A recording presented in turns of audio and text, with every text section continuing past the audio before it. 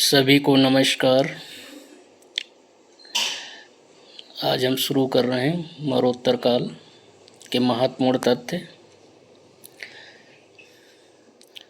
आइए देखते हैं।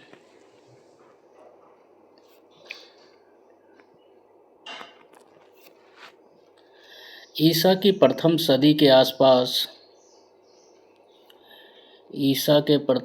के आसपास विकसित मथुरा कला शैली में मूर्ति कला के लिए लाल बलुआ पत्थर का प्रयोग होता था। तो ईसा की प्रथम सदी के आसपास विकसित मथुरा कला शाला में मूर्ति कला के लिए लाल बलुआ पत्थर प्रयुक्त होता था। नेक्स्ट पॉइंट देखते हैं।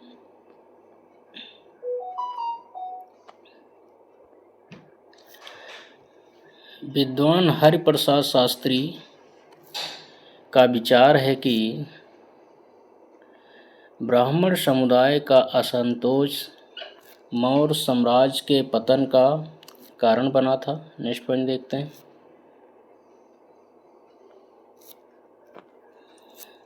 बिम कड़फिसेस के सिक्कों पर शिव हिंदू देवता का अंकन मिलता है। नेक्स्ट पॉइंट देखते हैं।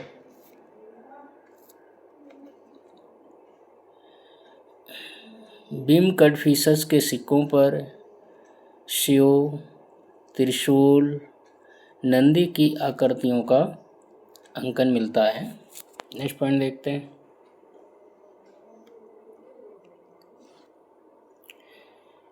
बिम कड़फिसेस ने माहेश्वर नामक उपाधि धारण किया था। नेक्स्ट पॉइंट देखते हैं। दामोदरपुर ताम्रपत्र लेख में सार्थवाज शब्द का प्रयुक्त हुआ है। तो दामोदरपुर ताम्रपत्र लेख में सार्थवाज शब्द प्रयुक्त हुआ है। सार्थवा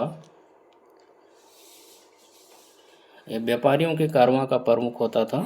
नेक्स्ट पॉइंट देखिए। मथुरा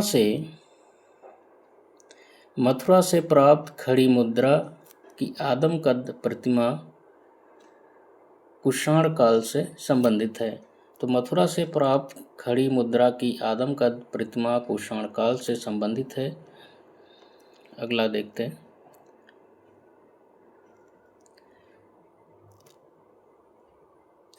सातवाहन राजवंश के शासकों ने शीशे के सिक्के चलाए थे। नेक्स्ट पॉइंट देखते हैं। हिंद यवन शासक स्ट्रेटो द्वितीय ने भी शीशे के सिक्के चलाए थे।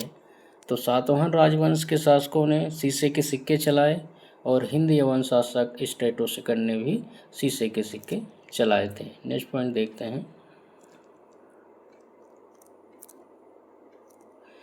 प्राकृत भाषा में खारवेल का हाथी गुफा लेख उत्कीर्ण है।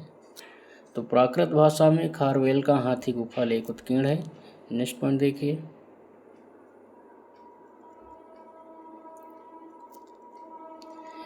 अपने वाहन वृषभ के साथ शिव का मूर्त रूप में अंकन सर्वप्रथम बिम कड़फिसेस के सिक्कों पर मिलता है।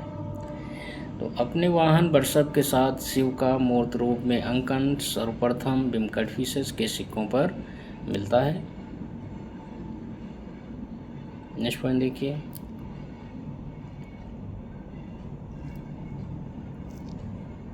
शासक मिनांडर बौद्ध भिक्षु नागसेन से प्रभावित था। नेक्स्ट पॉइंट देखिए।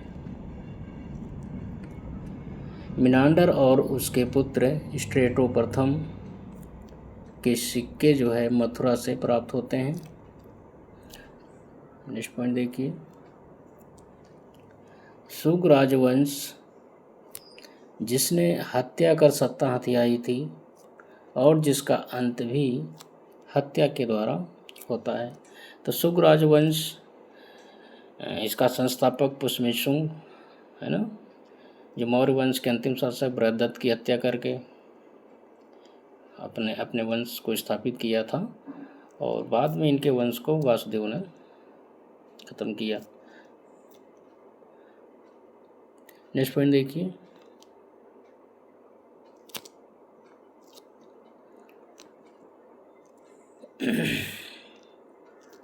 तो शुंग वंश का संस्थापक पुष्यमिशुंग था, जो मौर्य वंश का अंत करके जो है इन्होंने शुंग वंश की स्थापना की थी, और बाद में शुंग वंश का अंत करके वासुदेव ने कण्व वंश की स्थापना की थी। तो नेक्स्ट पॉइंट देखते हैं,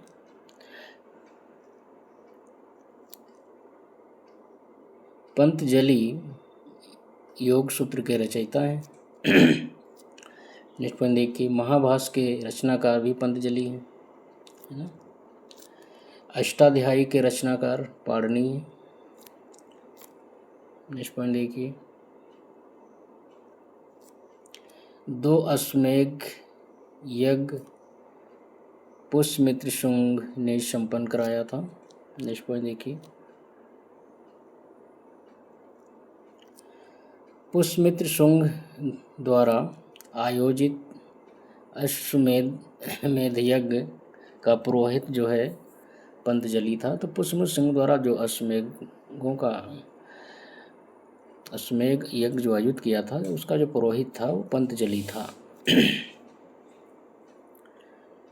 तो पुष्यमित्र शुंग द्वारा आयोजित अश्वमेध यज्ञ का पुरोहित पंतजलि था। नेक्स्ट पॉइंट देखिए, मनुस्मृति की रचना ये शुंग वंश है ना, शुंग काल में मानी जाती है कि शासन काल में हुई थी। नेक्स्ट पॉइंट देखिए, मनुस्मृति के जो भाष्यकार हैं, मनुस्मृति के भाष्यकार जैसे मेघातिथि, कुल्लुक भट्ट हैं, गोविंदराज हैं और भारुचि हैं। ये मनुस्मृति के भाष्यकार हैं जिन्होंने मनुस्मृति पे अपनी बाद में टीकाएँ लिखी हैं, जैसे मेघातिथि हैं, कुल्लू भट्ट हैं, गोविंदराज हैं, भारुचि हैं। नेक्स्ट पॉइंट देखिए,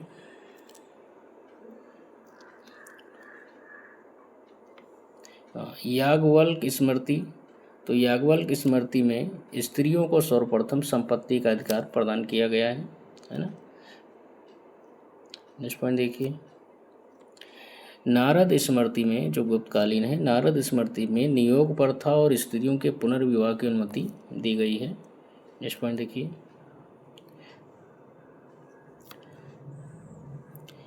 गार्गी संहिता है ना, इसमें गार्गी संहिता में यूनानी आक्रमण का उल्लेख है, और यह भी पता चलता है कि यूनानी जो है ये पाटलिपुत्र तक पहुंच गए थे। नेक्स्ट पॉइंट देखिए, महाभारत से पता चलता है कि यवनों ने साकेत और माध्यमिका को रौंद दिया था। तो महाभारत से पता चलता है कि उन्होंने साकेत और माध्यमिका को रौंद दिया था, मतलब यहाँ तक जो है वो आ गए थे, कब्जा कर लिया था यवनों ने। नेक्स्ट पॉइंट देखिए,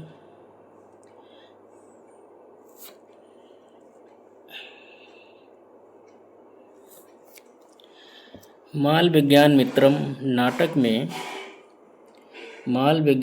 नाटक में विदिशा के शासक के रूप में वर्णित अग्निमित्र शुंग राजवंश से संबंधित था। तो माल विज्ञान मित्रम नाटक में विदिशा के शासक के रूप में वर्णित अग्निमित्र शुंग राजवंश से संबंधित था। नेक्स्ट पॉइंट देखिए, माल विज्ञान मित्रम के अनुसार अग्निमित्र के पुत्र वसुमित्र ने सिंधु नदी के दाहिने किनारे पर यवनों को पराजित किया था। तो माल विज्ञान मित्रम के अनुसार अग्निमित्र के पुत्र वसुमित्र ने सिंधु नदी के दाहिने किनारे पर यवनों को पराजित किया था। नेक्स्ट पॉइंट देखिए,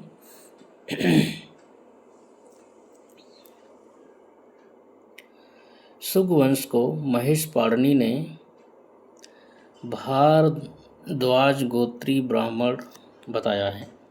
शुंग वंश को महेश पाणिनि ने भारद्वाज गोत्र का ब्राह्मण बताया है। नेक्स्ट पॉइंट देखिए,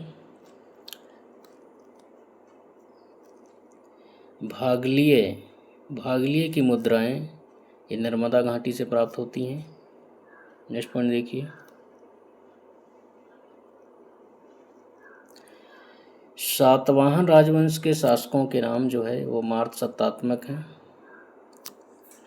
सातवाहन राजवंश के शासकों के नाम मार्ग सत्तात्मक हैं। उनके नाम क्या, उनके नाम में जो है माता का नाम जुड़ा होता था। नेक्स्ट पॉइंट देखिए, सातवाहन काल के सर्वश्रेष्ठ शासक गौतमी पुत्र सतकर्णी था।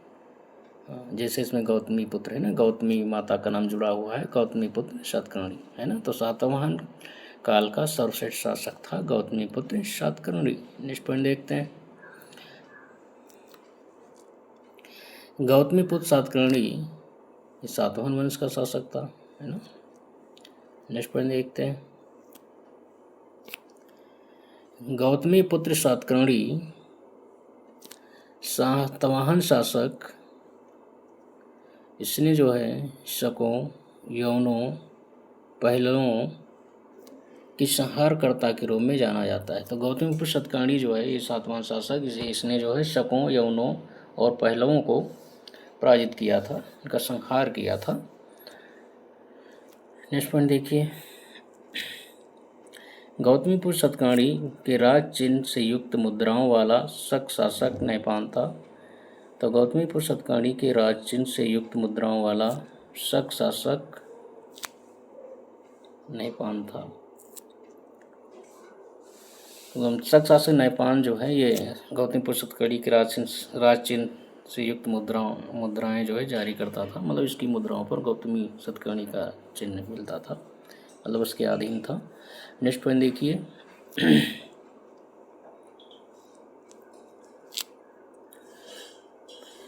जोगलथम्बी से प्राप्त नैपान के बहुसंख्यक सिक्के मिले हैं, जो गौतमी पुत्र सतकर्णी के द्वारा उन्हें पुनरंकित किया गया है। नेक्स्ट पॉइंट देखिए, गाथा सप्तशती नामक प्राकृत साहित्य का लेखक हाल था। नेक्स्ट पॉइंट देखिए, संस्कृत व्याकरण के लेखक सर्ववर्मन ने कातंत्र की रचना की थी। तो संस्कृत व्याकरण के लेखक सर्ववर्मन ने कातंत्र की रचना की थी। अगला पॉइंट देखते हैं,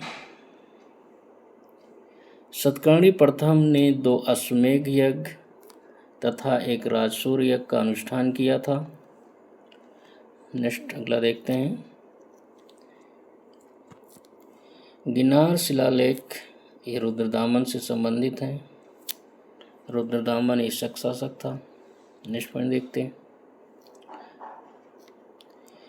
पारनी ने यौधियों मतलब पूर्वी पंजाब में स्थित आयुधजीवी संघ अर्थात शस्त्रों के सहारे जीवित रहने वाला कहा है। तो पारनी ने यौधियों को, जो पूर्वी पंजाब में निवास करते थे, इन्हें आयुधजीवी संघ अर्थात शस्त्रों के सहारे जीवित रहने वाला कहा है पारनी ने। नेक्स्ट पॉइंट देखिए, वशिष्ठ पुत्र पुलमावी को दक्षिणापथेश्वर कहा गया है। नेक्स्ट देखिए, हेलियोडोरस ने बेशनगर में, है ना, बेशनगर में गरुड़ स्तंभ बनवाया था। हेलियोडोरस ने बेशनगर में गरुड़ स्तंभ बनवाया था। नेक्स्ट पॉइंट देखिए, बेशनगर स्तंभ अभिलेख भागवत धर्म के इतिहास के लिए महत्वपूर्ण है। नेक्स्ट पॉइंट देखिए, यवन राजदूत हेलियोडोरस, इसने जो है भागवत की उपाधि धारण की थी। नेक्स्ट पॉइंट देखिए, शंखलिपि के लेख अवशेष भरहुत स्तूप से प्राप्त होते हैं। नेक्स्ट पॉइंट देखिए, खारवेल के हाथी गुफा अभिलेख में नंद राजा महापद्मनंद के सिंचाई विषय कार्यों का उल्लेख मिलता है। तो खारवेल के हाथी गुफा अभिलेख में नंद राजा महापद्म नंद के सिंचाई विषयक कार्यों का उल्लेख मिलता है। नेक्स्ट पॉइंट देखिए, प्राचीनतम जल नहर का प्रमाण हाथी गुफा अभिलेख से मिलता है। प्राचीनतम जल नहर का प्रमाण हाथी गुफा अभिलेख से मिलता है। नेक्स्ट पॉइंट देखिए,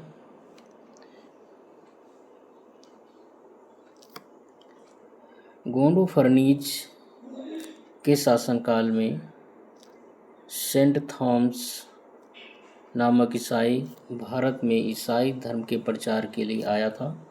तो गोंडो फर्नीज के शासनकाल में सेंट थॉमस नामक ईसाई भारत में ईसाई धर्म के प्रचार के लिए आया था। नेक्स्ट पॉइंट देखिए,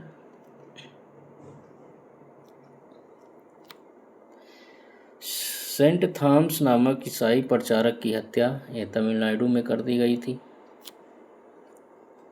नेक्स्ट पॉइंट देखिए, गोंडो फर्नीज के शासनकाल का तख्ते बही अभिलेख जो है ये पेशावर से प्राप्त होता है। नेक्स्ट पॉइंट देखिए, पार्थियन राजाओं के सिक्कों पर धर्मीय या धार्मिक उपाधि उत्कीर्ण मिलती है। नेक्स्ट पॉइंट देखिए, भारत में पार्थियन साम्राज्य का जो वास्तविक संस्थापक था मिथ्रेडेटस प्रथम था। नेक्स्ट पॉइंट देखिए, उत्तरी भारत में हिप्पोट्रेटस अंतिम ग्रीक शासक था। तो उत्तरी भारत में हिप्पोट्रेटस अंतिम ग्रीक शासक था। नेक्स्ट पॉइंट देखिए, सोने के सिक्के भारत में सर्वप्रथम इंडो ग्रीक राजाओं ने शुरू किया था। नेक्स्ट पॉइंट देखिए, कुषाण शासकों में बिम कैडफिसेस ने सर्वप्रथम सोने के सिक्के और सर्वाधिक मात्रा में सोने के सिक्के जारी किए थे। नेक्स्ट पॉइंट देखिए, चीन के शासक पांचाऊ को पराजित करने वाला प्रथम भारतीय शासक जो है कनिष्क था। नेक्स्ट पॉइंट देखिए,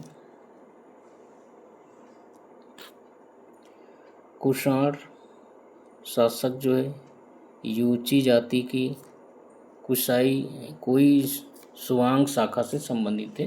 तो कुषाण शासक यूची जाति की कोई सुवांग शाखा से संबंधित थे। नेक्स्ट पॉइंट देखिए,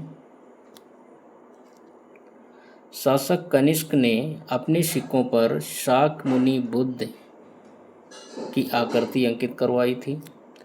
तो शासक कनिष्क ने अपने सिक्कों पर शाक्यमुनि बुद्ध की आकृति अंकित करवाई थी।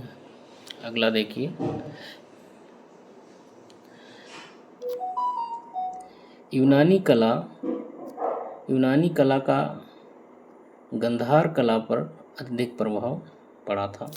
तो यूनानी कला का गंधार कला पर अधिक प्रभाव पड़ा था। नेक्स्ट पॉइंट देखिए, शासक कनिष्क ने गंधार कला शैली को संरक्षण प्रदान किया था। नेक्स्ट पॉइंट देखिए, कुषाण काल में मथुरा मूर्ति कला का एक प्रमुख केंद्र था और यहाँ मूर्तियाँ जो है लाल बलुआ पत्थर से बनाई जाती थी। तो कुषाण काल में मथुरा मूर्ति कला का भी केंद्र था और गंधार कला शैली को संरक्षण दिया ही गया था। मथुरा कला शैली भी विकसित हुई और यहाँ जो है जो मथुरा मूर्ति कला जो मथुरा में बनती थी तो यहाँ की जो मूर्तियाँ थी वो लाल बलुआ पत्थर से बनाई जाती थी। नेक्स्ट पॉइंट देखिए,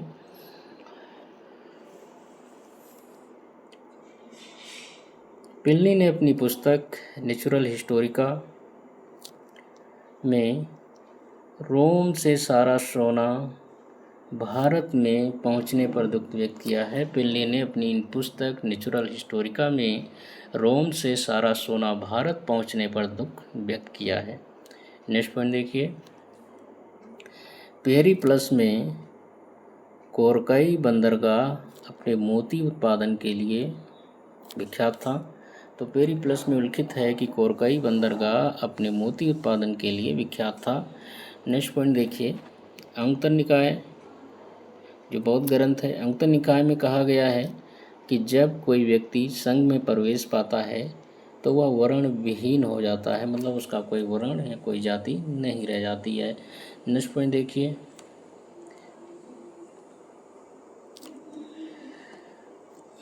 अरिकामेडु बंदरगाह पोडुके के नाम से the Periplus of the Erythraean Sea के लेखक को ज्ञात था।